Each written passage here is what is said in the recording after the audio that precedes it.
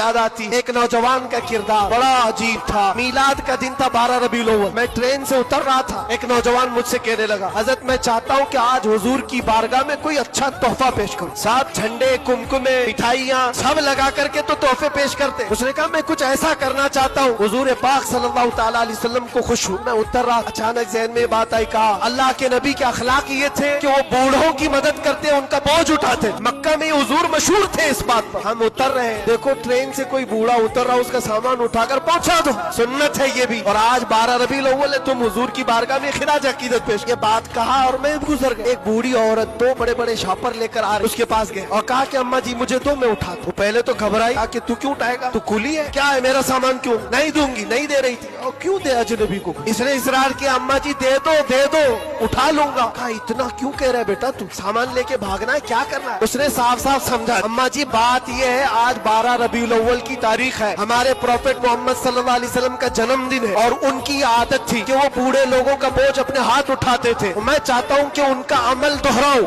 उनके अखलाक पर अमल करूं और मैं उनकी रूह को खुश करूं। बूढ़ी के दिल में बागा, ले बेटा, तू तेरे नबी की बात कर रहा है, तुम्हारा कोई त्योहार का दिन है, ये करना है तो करो। वो शॉप पर लेकर के गया, उसको जहाँ तक पहुँचाना था पहुँचाया। ये बात आई गई, गुजर गई। हम भी तो सोचते हैं कि छोटी सी बात। 6 महीने गुजर गए के बाद उस नौजवान ने मुझसे कहा कि हज़रत वो बूढ़ी औरत जिसका मैं सामान उठाया, वो अभी राब्ते में, कांटेक्ट में अभी आई और कह रही है कि बेटा 6 महीने गुजर गए, अब तक मैं तेरे नबी का बायोडाटा ही पढ़ रही हूँ, अब तक मैं उनके अखलाक ही पढ़ रही हूँ। क्यों? तेरे उस अमल ने मुझे इतना मुतासिर किया। इस जमाने का कोई जवान, अरे मेरे बेटे मेरे पोते नहीं आए मुझे लेने, किसी और का बेटा मेरा सामान उठा रहा है, इसके अंदर इतना असर कहाँ से आया। और जब तूने बताया तेरे नबी के अमल है, मैंने सोचा कि उस नबी को क्यों न पढ़ूं। पढ़ते पढ़ते मैं इस मकाम पर पहुंच गई।